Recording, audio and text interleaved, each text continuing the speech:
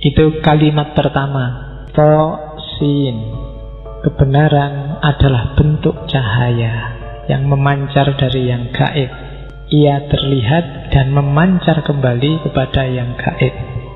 Dan kebenaran itu melampaui segala cahaya dan menjadi cahaya di atas cahaya.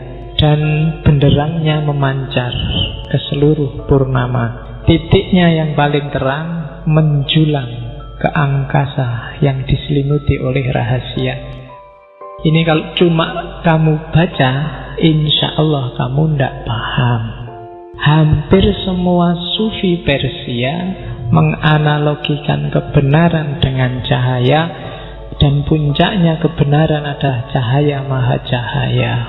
Kalau dianalogikan ya, cahaya itu bukan kok kayak cahaya beneran, tapi ini semacam analogi. Sama kayak kamu melihat sesuatu, matamu siap, sesuatunya juga siap. Tapi kalau cahayanya nggak ada, nggak akan terlihat. Mikrofon ini siap, mata kita juga siap untuk lihat mikrofon. Tapi begitu listriknya mati, mikrofon ini nggak akan kelihatan. Jadi kebenaran itu ketika ada cahaya, dialah yang mengantarkanmu pada pemahaman tentang mikrofon ini. Akalmu juga begitu, otakmu siap, yang mau dipikir siap. Tapi kalau nggak dapat pancaran cahaya dari Allah, kalian nggak akan bisa nangkep pengetahuan. Para ilmuwan secanggih apapun nggak akan bisa moto gimana kerja otak menangkap pengetahuan. Itu sama kayak mata yang atas fasilitas cahaya bisa melihat sesuatu. Otakmu itu ada sambungan transmisinya dengan Allah. Bentuk transmisinya itu cahaya. Makanya para ulama zaman dulu menyebut al-ilmu itu nurun. Ilmu itu cahaya. Pengetahuan apapun yang kamu pahami berarti ada cahaya yang terpancar di situ. Dari situ kamu bisa paham. Jangan gaya merasa kamu pintar bisa paham sendiri. Kalau Allah tidak ngasih nurnya, sama kayak takmir nggak menyalakan lampunya, kamu tidak akan paham, kamu nggak akan bisa lihat mikrofon ini. Itu analogi cahaya. Maka semakin kamu dekat sama Allah, semakin kamu makrifat. Kenapa? Cahayanya semakin terang. Kenapa? Allah lah sumber cahaya itu. Allah lah sumber semua pengetahuan. Semakin dekat sama sinyalnya, HP-mu kan semakin jelas, semakin banyak sinyalnya. Semakin kamu dekat sama lampunya kan semakin terang, semakin jauh, semakin gelap. Kebenaran adalah cahaya, kebalikannya berarti apa? Yang gelap, yang jelek, yang jahat, itu berarti ketika cahaya nggak menjangkau ke situ. Nah itu ajaran rumit tentang cahaya yang banyak diajarkan oleh para sufi. Nah, kalau masih belum paham, nanti kamu ulang lagi ya rekamannya. Diulang lagi mesti kamu paham 2-3 kali. Bagaimana cahaya adalah perantara kebenaran. Dan nanti ada Nur Muhammad. Nanti kita lihat posisinya Nur Muhammad di antara cahaya. Nur Muhammad itu, ini kalau bahasa lainnya namanya Muhammad yang spiritual. Makhluk pertama yang melimpah dari Allah, sumber segala pengetahuan, sumber segala makrifat, sumbernya cahaya yang melimpah. Dalam diri setiap makhluk ada kandungan nurnya masing-masing. Semakin dia jauh dari pusatnya cahaya, ya semakin redup sinarnya. Cahaya ini diwarisi para nabi, dibawa para wali, para ulama. Dalam dirimu juga ada, cuma intensitasnya mungkin tidak besar. Ya besarkan sendiri. Dengan cara apa? Mendekati cahaya. Bahkan kalau kamu bisa bersatu dengan Nur Muhammad, disitulah kamu mengalami hulul. Karena tidak mungkin kamu mencapai Nur Muhammad kalau masih terkungkung oleh nasut, sifat kemanusiaan. Cahaya yang tadi Allah bilang wa nafakha fihi min ruhi dalam dirimu, wujudnya apa? Nur Muhammad. Yang inilah nanti ketika dia hidup, dia kompatibel sama Allah sehingga Allah bisa masuk.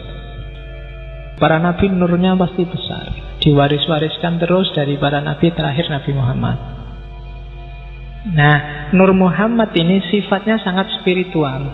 Oleh karena itu, katanya Ibnu Arabi, manifestasi dari Nur Muhammad sebenarnya yang lebih sempurna ada pada Nabi Isa. Jadi Nabi Isa itu secara hidupnya kan sufi 100%. Mulai gaya hidup, ajaran, sampai macam-macam pernik-pernik hidupnya itu kan sufi. Kok bukan Nabi Muhammad? Nggak. Katanya Haj, Nabi Muhammad itu paling bagus karena dia bisa kombinasi dan bolak-balik antara sisi kemanusiaan, sisi ketuhanan demi umatnya. Jadi semua digarap oleh Nabi Muhammad karena dia menyempurnakan semuanya. Ngopeni umatnya kadang-kadang harus ngurusi politik, jadi dimaksimalkan semuanya. Tapi khusus untuk yang manifestasi Nur Muhammad yang 100%, katanya Haj itu Nabi Isa. Ya enggak enaknya yang ini ya dunianya dunia batin semua. Tapi kalau Isa ini batinnya saja, maka idolanya Al-Hallaj itu Nabi Isa untuk urusan Nur Muhammad. Nah ini termasuk yang kamu ulang di rekaman. Jadi Nabi Isa itu rela mengorbankan diri demi cinta, hidup dalam nilai-nilai kesufian total. Kalau hidupmu ingin mencapai hulul tadi, mencapai puncak pengalaman ketuhanan, jangkaulah Nur Muhammad. Ilmu itu cahaya, hidupmu itu dituntun oleh cahaya. Cahaya itu nanti puncaknya ya Nur Muhammad.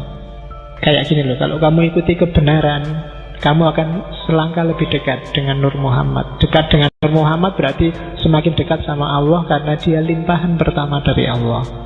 Ilmumu tambah lagi, kamu semakin dekat lagi. Ilmumu tambah lagi, semakin dekat lagi. Di puncak keilmuan, itu yang namanya ma'rifat, kamu akan bersatu dengan Nur Muhammad. Itulah nanti Allah akan hulul, akan halah, akan menempat dalam dirimu. Nah itu maunya Al-Hallaj. Untuk jadi orang baik, syaratnya ilmunya harus tambah, cahayamu akan semakin banyak. Makanya Allah bilang derajatmu akan semakin tinggi karena nurmu semakin banyak. Tidak usah milih-milih, kalau ilmu perbanyak aja dan nyari ilmu yang bikin kamu semakin dekat sama Allah. Jangan nyari ilmu yang bikin kamu menjauh dari Allah. Sekarang kan banyak pengetahuan yang sebenarnya itu tidak penting, kamu tidak harus tahu, tapi kamu maksain tahu sehingga bikin kamu jauh sama Allah. Teknik memikat lawan jenis, terus cara kan kayak gitu banyak itu. Kalau memang kamu merasa tidak penting, tidak bikin aku tambah dekat sama Allah, mending sudahlah, nggak usah capek-capek baca yang lain. Begitu ada sesuatu yang tidak bikin kamu dekat, berarti kan lawannya bikin kamu semakin jauh. Semakin kamu jauh, semakin kamu gelap. Karena semakin menjauh dari cahaya. Semakin kamu gelap, semakin kamu nggak ngerti di depanmu ini mikrofon atau laptop. Yang salah kamu anggap benar, bisa benar kamu anggap salah. Dan nanti arahnya ke takholak bi ahlakillah, arahnya ke moral. Jadi itu teori Nur Muhammad. Jika channel ini bermanfaat, jangan lupa di like dan subscribe dan nyalain tombol